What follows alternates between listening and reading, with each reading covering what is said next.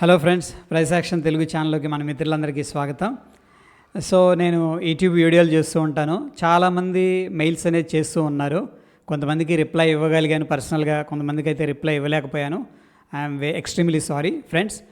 అయితే ఈ మెయిల్ చాలా ఇంట్రెస్టింగ్గా అనిపించింది. నేను దీనికి పర్సనల్గా మెయిల్ రిప్లై ఇవ్వడం కంటే పబ్లిక్గా దీన్ని మనం అందరికి షేర్ చేయడం వల్ల కొంత ఉపయోగపడుతుంది అన్న కాన్సెప్ట్లో ఏంటంటే ఈ వీడియో అనేది చేస్తూ ఉన్నాను. అయితే ఫ్రెండ్స్, ఇక్కడ వెరీ బేసిక్గా ఏంటి అనేది మనం చూస్తే, your suggestions required sir, hold or book loss, I will hold for 1 year time frame. అంటే ఏంటి, ఇది స్టాక్స్ లాస్లో ఉన్నాయి, దీన్ని హోల్డ్ చేయాలా అండ్ ఎగ్జిట్ అవ్వాలని చెప్పేసి అడగడం జరిగింది. సో 6 months నుంచి హోల్డ్ చేస్తున్నామని చెప్పేసి చెప్పారు. బ్యాంక్ ఆఫ్ మహారాష్ట్ర 4200 షేర్లు ఉన్నాయి, 66 రూపాయల దగ్గర బై చేశారు. ఎన్హెచ్పిసి 2250 షేర్లు ఉన్నాయి, 106 దగ్గర బై చేశారు. మోయల్ వచ్చేసరికి 200 దగ్గర, 500 దగ్గర బై చేయడం అనేది జరిగింది, 200 షేర్స్. సో ఇక్కడ క్వశ్చన్ ఏంటంటే, ఏ ప్రైస్ దగ్గర యావరేజ్ చేయాలి, ఎగ్జిట్ అవ్వాలా ఏంటి అనేది చెప్పేసి అడగడం జరిగింది.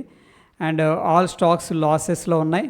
అండ్ ఇంకొక పాయింట్ అనేది మెన్షన్ చేశారు, అదేంటంటే ఇక్కడ చూడండి, I have taken through margin trading facility అని చెప్పేసి కూడా చెప్పడం జరిగింది. సో స్టెప్ బై స్టెప్ మనం సొల్యూషన్ అనేది చూద్దాం.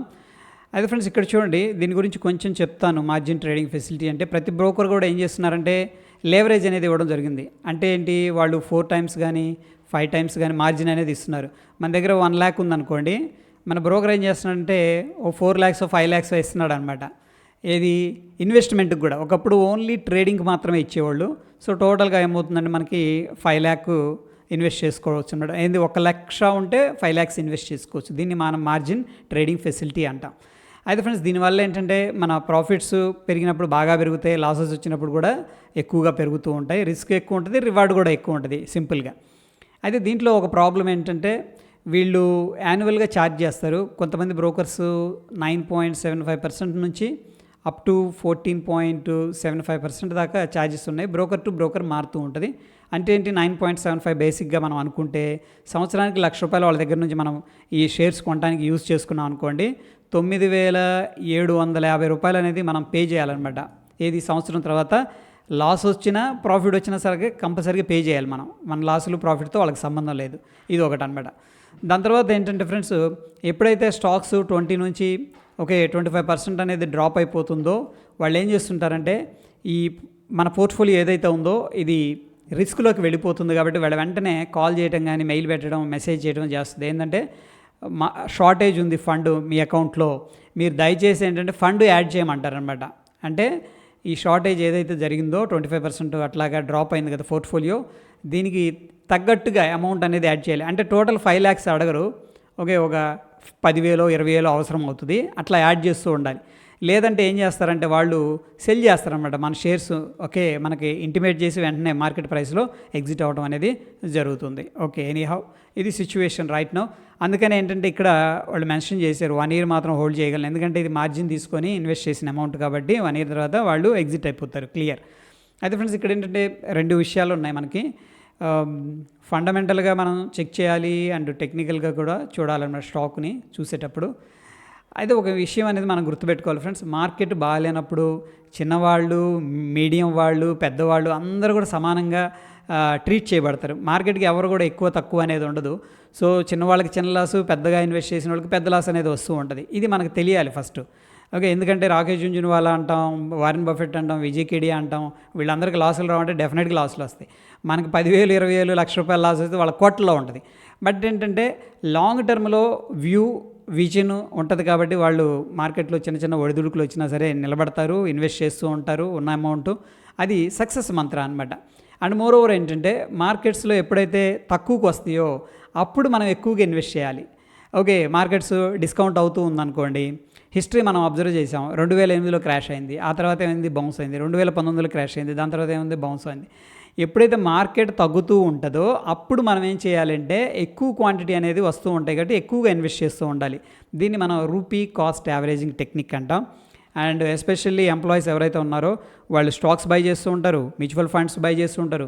సిస్టమేటిక్ ఇన్వెస్ట్మెంట్ ప్లాన్ ప్రకారం అంటే ఎవ్రీ మంత్ 5,000 50,000 అట్లా వేసి ఇన్వెస్ట్ చేస్తూ ఉంటారు కొంతమంది.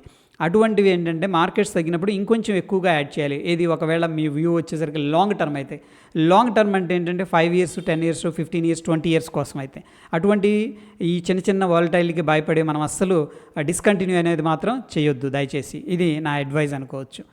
ఇక ప్రాక్టికల్గా ఫ్రెండ్స్ ఇక్కడ బ్యాంక్ ఆఫ్ మహారాష్ట్ర ఉంది కదా, నేనేం చేస్తున్నా అంటే ఒకసారి చార్ట్ చూద్దాం, ప్రాక్టికల్గా వెళదాం. ఓకే, జనరల్ అడ్వైజ్ కాకుండా. అండ్ ఒకసారి నేను చార్ట్ అయితే ఓపెన్ చేస్తున్నాను. బ్యాంక్ ఆఫ్ మహారాష్ట్ర వెళదాం. వెళ్ళినప్పుడు మంత్లీ టైం ఫ్రేమ్లో మనం చూస్తే ఓకే ఇక్కడ నుంచి మంచి బౌన్స్ అనేది అయింది. చూడండి 15 నుంచి ఏమైందంటే 75కి వెళ్ళింది. సార్ 66లో బై చేసి అన్నారు కదా ఇక్కడ. చూడండి ప్రస్తుతం మనకి ఒకవేళ యావరేజింగ్ చేసుకోగలను. ఓకే, ఎందుకంటే ఎవరి ఫైనాన్షియల్ స్టేటస్ వాళ్ళకే తెలుస్తుంది, వాళ్ళ ప్రాబ్లమ్స్. అందుకని నేను ఇండివిజువల్గా మీకు చాయిస్ ఇస్తున్నాను, నేను డిసిషన్ అని తీసుకోకుండా. But these are the probabilities అనమాట, ఎలా మనం అప్రోచ్ అవ్వచ్చు. చూడండి ఇక్కడ 44కి 37కి వచ్చినప్పుడు మంచి ఆపర్చునిటీ, దీంట్లో యావరేజింగ్ చేసుకోవచ్చు. ఎందుకంటే మనం అనుకున్నాం కదా టెక్నికల్గా అండ్ ఫండమెంటల్గా రెండు వైపులా మనం స్టాక్ అనేది అబ్జర్వ్ చేసుకోవాలి, టెక్నికల్గా ఫండమెంటల్గా. ఫ్రెండ్స్ ఒకవేళ ఫండమెంటల్గా కన్నా స్టాక్స్లో ఇష్యూస్ ఉన్నాయి, ఓకే అంటే ఏంటి, రెడ్ ఫ్లాగ్ ఉందనుకోండి, ఇది డెఫినెట్గా మనం ఎగ్జిట్ తీసుకోవాలి. ఎప్పుడు మనం చూసాం పీసీ జ్యువెలర్స్ కానీ, డిహెచ్ఎఫ్ఎల్ కానీ, okay and Yes Bank, Reliance Communications, ఇటువంటి స్టాక్స్ ప్రీవియస్గా ఒకప్పుడు మంచి స్టాక్స్ ఇవి. దాంట్లో రెడ్ ఫ్లాగ్స్ వచ్చినాయి, ఫండమెంటల్గా ఫ్రాడ్ అనేది జరిగింది. అటువంటి సిచ్యువేషన్ మనం ముందు సెకండ్ థాట్ లేకుండా ఎగ్జిట్ అయిపోవాలి. కానీ ఫండమెంటల్గా బాగానే ఉంది, ఈ టెంపరీ మార్కెట్ యొక్క సెంటిమెంట్ వల్ల పడిపోతుంది అని ఉందనుకోండి, డెఫినెట్గా మనం ఏంటంటే యావరేజ్ చేసుకోవచ్చు అనమాట. ఇక టెక్నికల్గా ఏంటంటే ఇట్లా ఫిబొనాకీ లెవెల్స్ అనేది మనం యూటిలైజ్ అయితే చేసుకోవచ్చు. అండ్ అనదర్ స్టాక్ ఏంటి అనేది ఒకసారి చూద్దాం. రెండోది ఎన్హెచ్పిసి కూడా ఒకసారి చూద్దాం friends. This is the practical approach అనమాట ఎన్హెచ్పిసి అనేది. సో మంచి బ్రేక్అవుట్ అయింది అండ్ ఈ యొక్క స్వింగ్లో నుంచి నేను తీసుకుంటున్నాను. సో ప్రస్తుతానికి మనకి 50% 60% దగ్గరగా ఉంది. దీంట్లో కూడా మనం ఈ లెవెల్స్ దగ్గరకు వచ్చినప్పుడు చక్కగా ఇన్వెస్ట్మెంట్ అనేది చేసుకోవచ్చు. అయితే ఫండమెంటల్గా ఏం చెక్ చేయాలనేది కూడా ఒకసారి చూద్దాం. దానికంటే ముందు ఒక స్టాక్ ఉంది మోయిల్ అనేది, అది కూడా మనం చూసామంటే మ్యాక్స్ క్లారిటీ రావడం జరుగుతుంది. సో వెరీ గుడ్ బ్రేక్అవుట్ ఇది. సో ఫ్రెండ్స్ ఈ యొక్క స్టాక్ అనేది ఈ యొక్క బ్రేక్అవుట్ దగ్గర ప్రీవియస్గా మనం డిస్కస్ చేసుకున్నాం 300 దగ్గర, దాని తర్వాత చాలా పైకి వెళ్ళింది 580 590 దాకా. ఓకే ఎనీహౌ ఇక్కడ చూడండి మేజర్గా ఉన్న స్వింగ్ లెవెల్ ఇది, స్వింగ్ హై ఇది. ఇప్పుడు రఫ్గా ఏంటంటే 300 దగ్గర 310 దగ్గర స్ట్రక్చరల్గా సపోర్ట్ ఉంది. సో ప్రాబ్లీ బౌన్స్ అయితే జరగవచ్చు అనమాట. ఇది వెరీ టెక్నికల్గా వెళుతూ ఉన్నాం. నా ఏంటంటే ఫండమెంటల్గా మనం చెక్ చేసుకోవచ్చు. నేను ఒక్క స్టాక్ మాత్రం ఫండమెంటల్గా చూద్దాం. వెరీ బేసిక్గా మనం ఏం చెక్ చేయొచ్చు అన్న దానికి వస్తే ఫ్రెండ్స్ ఫస్ట్ ఏంటంటే ఇక్కడ ప్రైస్ టు ఎర్నింగ్ రేషియో ఎలా ఉందనేది చూడాలి. అంటే చూడండి ఇక్కడ ప్రైస్ టు ఎర్నింగ్ రేషియో 19.2 ఉంది, అంటే 19 అనుకుందాం, రౌండ్ నెంబరు 19 ఉంది, 19x అనమాట. అంటే ఫర్ ఎగ్జాంపుల్ కంపెనీ ₹1 అనేది ప్రాఫిట్ అనేది ఎర్న్ చేస్తుంటే ఇన్వెస్టర్ ఏం చేస్తుందంటే 19 రూపీస్ అనేది పే చేస్తూ ఉన్నాడు. ₹1 ప్రాఫిట్ అనేది ఎర్న్ చేస్తుంది అనుకోండి, దానికి ₹19 అనేది పే చేస్తున్నాడు, అంటే 19 times. బట్ ఇది ఓకే, ఎందుకంటే మనకి జనరల్గా 10 నుంచి 60 దాకా దట్ ఈజ్ యాక్సెప్టబుల్ అనమాట. 10 to 60 ఉందనుకోండి price to earning ratio, reasonable amount మనం పే చేస్తున్నాం అని చెప్పేసి అర్థం చేసుకోవచ్చు. ఇది వెరీ బేసిక్ స్టెప్. దాని తర్వాత ఫ్రెండ్స్ మనకి ఇక్కడ క్వార్టర్స్ అనేది, క్వార్టర్లీ రిజల్ట్స్ అనేది మనం చెక్ చేయాలి. ఇక్కడ చూడండి నెట్ ప్రాఫిట్ వచ్చేసరికి మనకి ఎవ్రీ క్వార్టర్ ఎలా వస్తుంది అనేది చూస్తే 60 crores అక్కడి నుంచి పెరిగింది, దాని తర్వాత తగ్గుతూ వచ్చింది కొంచెం. సడన్గా జూన్ క్వార్టర్ బాగుంది 150 crores, బట్ ఇప్పుడు 50 crores రావడం జరిగింది. అంటే చూడండి ఇక్కడ 150 crores నుంచి 50 crores వచ్చింది. డెఫినెట్గా ఈ కంపెనీ యొక్క ఫండమెంటల్స్లో చేంజ్ ఉన్నాయి. అవి నెగిటివ్ అని మనం చెప్పలేం. ఇంకా మనం ఏం చేయాలంటే ఈ కంపెనీ వెబ్సైట్కి వెళ్ళి, లేకపోతే ఈ కంపెనీకి సంబంధించిన మేనేజ్మెంట్ ఏం చేస్తుందంటే కార్పొరేట్ యాక్షన్స్లో డేటా అనేది రిలీజ్ చేస్తుంది. వాళ్ళు ఎటువంటి స్టెప్స్ తీసుకుంటున్నారు, ఏం చేస్తున్నారు అనేది మనం క్లియర్గా తెలుసుకోవాలన్నమాట. This is called fundamental analysis. అప్పుడు మనం ఒక కంక్లూషన్కి రావచ్చు. ఓకే ఫండమెంటల్గా ఏమి ఇష్యూ లేదు, okay so and so and reasons వల్ల టెంపరీగా వాళ్ళకి ప్రాబ్లమ్స్ ఉన్నాయి.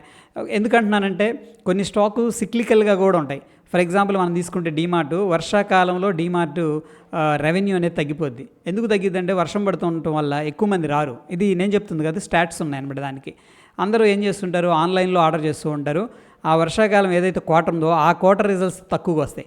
సో ఆ క్వార్టర్ రిజల్ట్స్ని మాత్రం మనం కన్సిడర్ చేసుకొని ఇది దీంట్లో రిజల్ట్స్ బాగాలేదు, తగ్గిపోయినాయి, ఇది మంచి కంపెనీ కాదని అలా డిసైడ్ చేయలేం. కొన్ని కంపెనీలు సిక్లికల్గా ఉంటాయి. సో అది సిక్లికలా కాదా, ఏం జరిగింది ఆ క్వార్టర్లో అనేది మనం కంపెనీ యొక్క వెబ్సైట్కి వెళ్ళి కానీ ఈ యొక్క డేటా అనేది మనం చదవటం వల్ల మనకు క్లారిటీ అనేది రావడం జరుగుతుంది. సో ఈ విధంగా ఏంటంటే ఫ్రెండ్స్, మనం అప్రోచ్ అనేది అవ్వాలి. అయితే ఇక్కడ ప్రాక్టికల్గా మనం ఏమి అడ్వైస్ చేసుకోవచ్చు అంటే, ఇక్కడ చూడండి, ఎందుకంటే మార్జిన్ ట్రేడింగ్ ఫెసిలిటీ ఉంది కాబట్టి ఓ 20% 25% 3 స్టాక్స్లో మనం ఎగ్జిట్ అయిపోయి, ఓకే, దానివల్ల ఏం జరుగుతుందంటే ఈ మార్జిన్ కాల్ అనేది రాకుండా ఉంటుంది. బ్రోకర్ మనల్ని ఫోర్స్ చేయకుండా ఉంటాడు అనమాట. స్టిల్ మనం హోల్డ్ చేసుకోవచ్చు. బౌన్స్ అయిందనుకోండి, ఒకవేళ లాంగ్ టర్మ్ వ్యూ అనుకోండి, మనం ఇంకా ఇంపార్టెంట్ లెవెల్స్ దగ్గర యావరేజ్ చేసుకోవచ్చు. లేదు, ఒకవేళ నేను కంప్లీట్గా ఎగ్జిట్ అవ్వాలి అనుకుంటే కొద్దిగా బౌన్స్ అయిన తర్వాత, అంటే ఇంక మార్కెట్ కంటిన్యూస్గా వెళ్ళిపోదు, ఆల్రెడీ 8% కరెక్షన్ జరిగింది, ఏదైనా బౌన్స్ వచ్చినప్పుడు మంచి ప్రైస్ దగ్గర ఎగ్జిట్ అయిపోవడం, ఈ విధంగా డెఫినెట్గా ఏంటంటే ఒక ప్లాన్ అనేది ఉండాలి friends. So that is all about ఈ యొక్క పోర్ట్ఫోలియో గురించి ఫ్రెండ్స్. అయితే ఏంటంటే గుర్తుపెట్టుకోండి, లాంగ్ టర్మ్లో మనం ఇన్వెస్ట్ చేస్తూ ఉండాలి.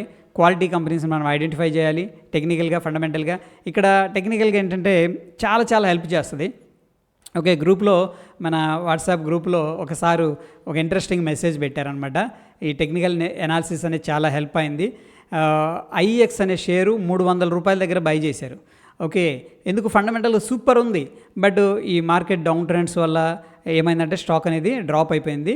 దాంట్లో కొద్దిగా ఫండమెంటల్స్ చేంజ్ వచ్చేసి మనకి అప్పటిదాకా ఆ న్యూస్ అప్డేట్ అవ్వడం కానీ ఇవన్నీ కూడా చాలా టైం తీసుకుంటుంది. మనం వీఆర్ ద లీస్ట్ పర్సన్స్ అనమాట, లాస్ట్ పర్సన్స్ అవటం వల్ల ఏంటంటే 120 దాకా వెళ్ళింది. అప్పుడు సడన్గా మెసేజ్ చేశారు, గ్రూప్లో ఉన్నారు. నేనేమైనా అడ్వైజ్ ఇచ్చానంటే, ఇంకా ఇన్వెస్ట్ చేసుకోవచ్చు సార్ మీ దగ్గర డబ్బులు ఉంటే అని చెప్పాను. అది ఇన్వెస్ట్ చేశారు తక్కువలో. దాని తర్వాత యావరేజ్ ప్రైస్ దాటి పైకి వచ్చినాక 1,00,000 రూపాయలు ప్రాఫిట్ తీసుకొని బయటకు వచ్చా అని చెప్పేసి మెసేజ్ పెట్టారు. ఒక ఇన్స్పిరేషన్ అనమాట ఇదంతా కూడాను. సో డెఫినెట్గా ఏంటంటే ఫండమెంటల్ అనాలిసిస్, టెక్నికల్ అనాలిసిస్ రెండు కూడా ఒక రెండు కళ్ళు లాంటివి. బట్ టెక్నికల్ అనాలిసిస్ ఏం చెప్తుందంటే, మనకి ఏ స్టాక్ని ఎక్కడ బై చేస్తే బాగుంటుంది. ఓకే, సో ఫండమెంటల్స్ ఏదైతే డేటా ఉందో కంపెనీలో అది చార్ట్లో రిఫ్లెక్ట్ అవుతుంది అనమాట.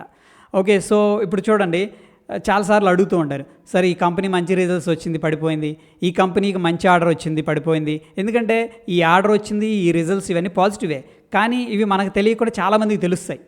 ఇన్సైడ్ ఇన్ఫర్మేషన్ ఇది. అందుకని వాళ్ళు ముందే కొంటారు. మంచి న్యూస్ రాగానే వాళ్ళు ఏంటంటే ఎగ్జిట్ అయిపోతారు. అప్పుడు మనం ఏమనుకుంటాం అంటే, న్యూస్ బాగుంది కదా, మంచి ఆర్డర్ వచ్చింది కదా అని ఇన్వెస్ట్ చేస్తాం. సో ఈ ఫ్యాక్టర్స్ కూడా ఉంటాయి. కొన్నిసార్లు ఆ వచ్చే న్యూస్ ఆల్రెడీ ఫ్యాక్టర్డ్ అయ్యి ఉంటుంది, కొన్నిసార్లు సడన్ ఈవెంట్స్ వల్ల ఫ్యాక్టర్డ్ అవ్వకుండా కూడా ఉంటుంది. దీన్ని మనం కంప్లీట్గా ఏంటంటే బ్యాక్ ఎండ్లో అనాలిసిస్ చేయాల్సి ఉంటుంది. అయితే టెక్నికల్స్లో ఉన్న ఒక అడ్వాంటేజ్ ఏంటంటే, ముందే మనకి తెలిసిపోతుంది అనమాట ఏ స్టాక్లో ఎక్కడ ఇన్వెస్ట్ చేయొచ్చు అనేది. ఫర్ ఎగ్జాంపుల్ ఈ కేసులో చూడండి, మొయిల్ 2011 నుంచి ఒక రెసిస్టెన్స్లో ఉండి బ్రేక్అవుట్ అయింది. అప్పుడు మనం చెక్ చేసుకుంటాం ఈ క్వార్టర్కి వెళ్ళి రిజల్ట్స్ ఎలా ఉన్నాయి అనేది. అండ్ ఎన్హెచ్పిసి అన్నారు కదా, ఆ యొక్క పర్టికులర్ స్టాక్ అనేది చూడండి, టెక్నికల్గా వీటిని మనం ఐడెంటిఫై చేయొచ్చు. ఇక్కడ బ్రేక్అవుట్ అయింది 36 రూపాయల దగ్గర. Okay, and bank of Maharashtra, ఇది మనం చూస్తే బ్యాంక్ ఆఫ్ మహారాష్ట్ర అనేది చూడండి ట్రెండ్ రివర్స్ అయింది. ఇక్కడ ఇది ట్రెండ్ రివర్సల్ ప్యాటర్న్. అండ్ మనం అంటూ ఉంటాం కదా ఫాలింగ్ వెడ్జ్ అని, ఇది సింపుల్ ఫాలింగ్ వెడ్జే. ఇది మార్కెట్ ఏమైందంటే ఫాల్ అయింది, ఫాల్ అయ్యి వాలటాలిటీ కాంట్రాక్షన్ అయ్యి ఇక్కడ బ్రేక్అవుట్ అయింది. సో సమ్వేర్ ఏంటంటే మనం అరౌండ్ 15-20 రూపీస్ దగ్గర బై చేసుకొని ఉన్నాం అనుకుంటే ఆల్రెడీ మంచి ప్రాఫిట్ వస్తుంది. సో ఏంటంటే ఏ ప్రైస్ దగ్గర బై చేస్తున్నాం అనేది కూడా స్టాక్ మార్కెట్లో మ్యాటర్ అనమాట. So yeah, lot of things అనేది మనం ఇంకా డీప్కి వెళ్తే చాలా ఉంటాయి, కానీ దాని గురించి తర్వాత విషయం మాట్లాడదాం ఫ్రెండ్స్. ఇక్కడ దాకా అయితే ఇన్ఫర్మేటివ్ క్లియర్గా ఉందని చెప్పేసి నేను అనుకుంటున్నాను. ఈ ఇన్ఫర్మేషన్ అనేది ఎంతో కొంత ఉపయోగపడుతుంది అనుకుంటే మన వీడియోస్ని ఫస్ట్ టైం చూసి సబ్స్క్రైబ్ చేసుకోకపోతే తప్పకుండా సబ్స్క్రైబ్ చేసుకోండి ఫ్రెండ్స్. మీ బంధుమిత్రులకు షేర్ చేయండి. వెరీ యాక్టివ్గా ఎవరైతే మార్కెట్లో ట్రేడ్ చేస్తున్నారో లేకపోతే ఇన్వెస్ట్ చేస్తున్నారో ప్రాబ్లీ వాళ్ళకి కొంత ఉపశమనం కూడా కలగొచ్చు. ఎందుకంటే అందరూ కూడా లాసెస్లో ఉన్నాం, వాటిని మేనేజ్ చేయాలి, ఎలా మేనేజ్ చేయాలి అనేది కొంతైనా ఉపయోగపడుతుందని చెప్పేసి నేను అనుకుంటూ ఈ యొక్క వీడియో అనేది క్లోజ్ చేస్తున్నాను. ధన్యవాదాలు.